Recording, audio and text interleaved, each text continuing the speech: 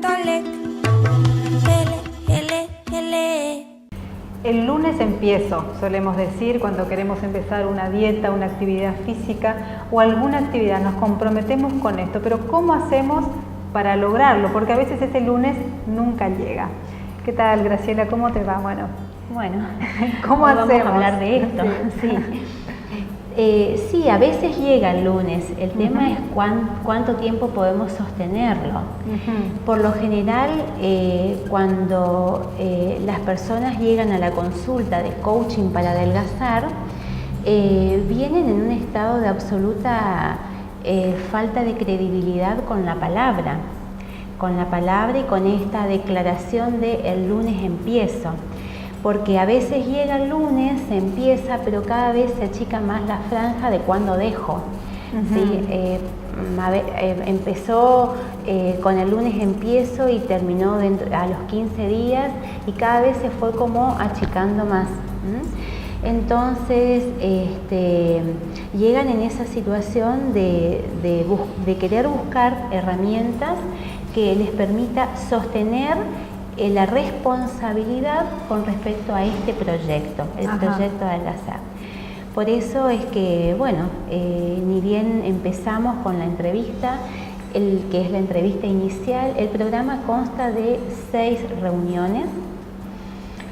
La primera es la entrevista inicial, en donde yo escucho a la persona, vemos cuántas veces intentó este proyecto, qué pasó, por qué dejó, cuáles han sido los obstáculos, con lo cual voy analizando cómo piensa esa persona, qué emociones negativas son las que aparecen cada vez que va a dejar o cuando deja.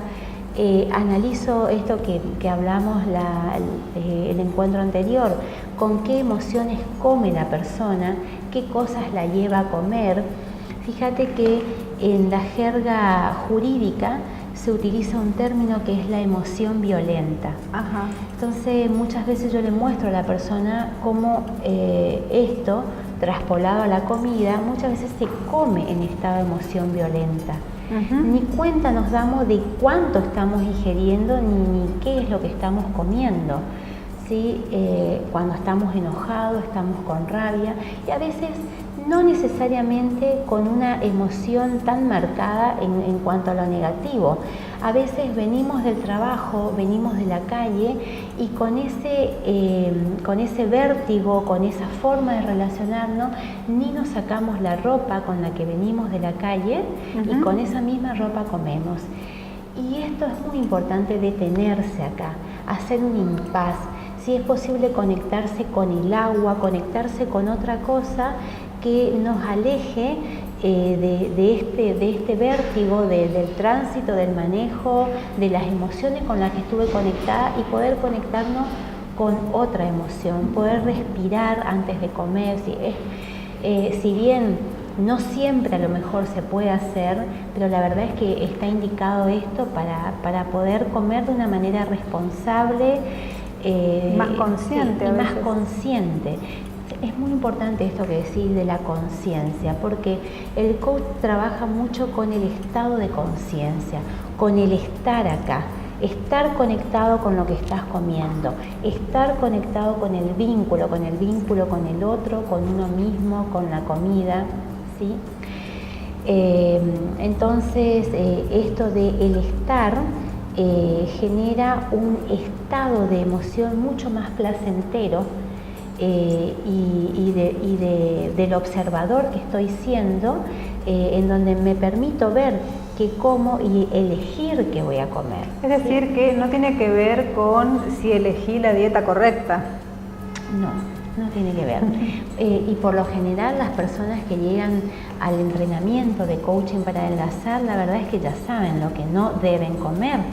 ¿Sí? Todos sabemos qué cosas engordan y no pasa por volver a ir a un nutricionista que tenga la fórmula mágica o la dieta mágica.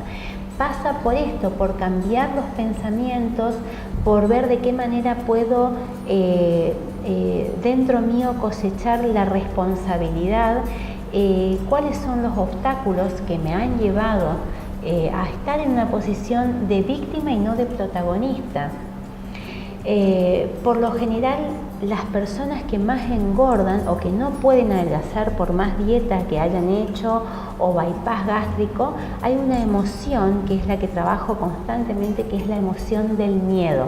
Ajá. Porque el miedo libera cortisol y el cortisol hace que las personas estén más estáticas, con movimientos más lentos, los pensamientos están más enlentecidos.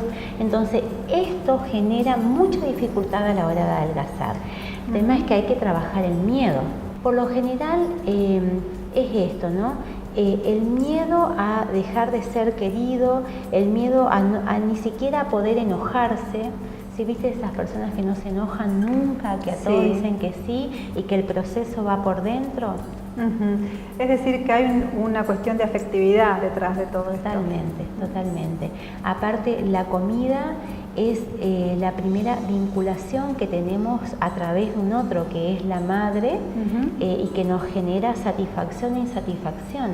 Por lo tanto, en la comida hay un montón de recuerdos, muchos de estos inconscientes que afloran cuando hay situaciones de conflicto. En la medida en que empiezo a sentirme mejor, en la medida en que empiezo a poner límites primero conmigo misma también puedo poner límites con el afuera y puedo elegir.